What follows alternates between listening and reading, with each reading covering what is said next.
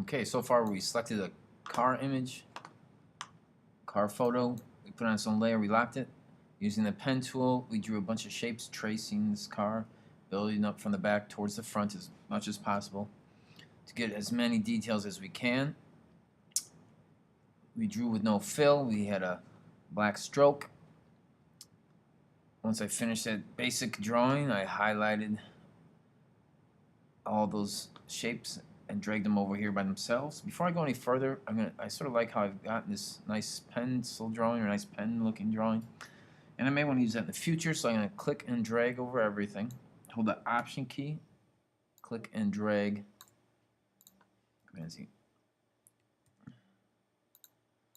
Click and drag over everything. Hold the Option key, click on one of these lines and drag it up here. Let go of the mouse, let go of the Option key.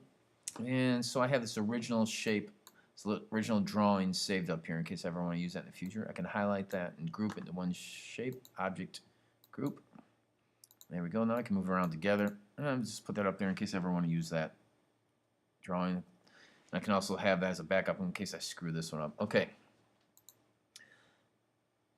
We drew some full shapes several times over and over to get this car, but some of these shapes are hard to draw just as one shape, like the trim on this window, the trim around this window, certain things like that. So what I can do is use my existing shapes to draw this trim. I'm going to take the shape of this windshield that I drew. I'm going to duplicate that, Option, click, drag, let go of the mouse, let go of my Option key. So now there's the original here. Here's my duplicated one.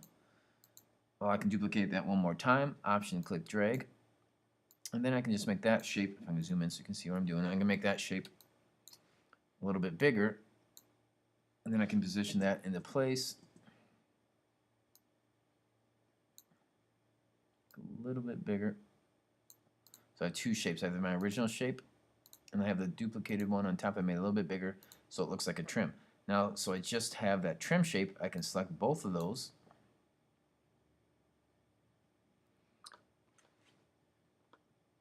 Go to my Pathfinders window and delete.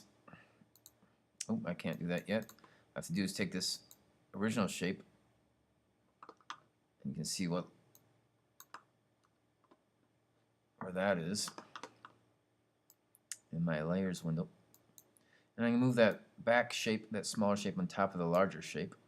Now when I select both of them, I can go to my Pathfinder tool, or my Pathfinder window, and with the second one here I can minus the front shape. So now I have one shape, and I'll fill it just so you can see what it is, that one yellow shape. So once again, I can do that with anything. Let me show you how that works over here. I can draw one shape, draw another shape on top of that, go to my Move tool, select both of those shapes. With the Pathfinder window, it's up here. The first one I can combine those shapes. The second one I can cut out that shape. And then my second shape will have that hole in it. Okay, let me delete that. So anyways, I can use that to make things like window trim and other shapes if I need to. Remove that. I'm on my Move tool V, or Selection tool, and move that back into place. Good. So now that I got my basic car drawn out here, I can start filling in some of the colors. I can do that by just selecting any of the shapes and selecting any colors I want. Here through the color palette, color window, color swatches, whatever. Another quick way to do that is to grab colors directly from my image here. Oh, I'm going to do that. One thing I've got to be careful of for doing that is if I have a dark car or dark sections that are on top, if I fill those right away, then I won't be able to see some of the shapes in the background. So what I'm going to do is try to start from the back and work my way forward. And so I can grab that fender. I could go to my eyedrop tool over here. The hotkey for that is I. So I'm going to go to V, direct selection, or I'm sorry, selection tool. I to grab some colors. I could grab some color here. Do just some basic colors to start out with, then we can come back later and do some gradients and stuff. V. I'll grab the hood, eye, grab a basic color, V, I, V, which is the selection tool, I. So again, I'm just getting some basic colors here, then we'll come back and add some details.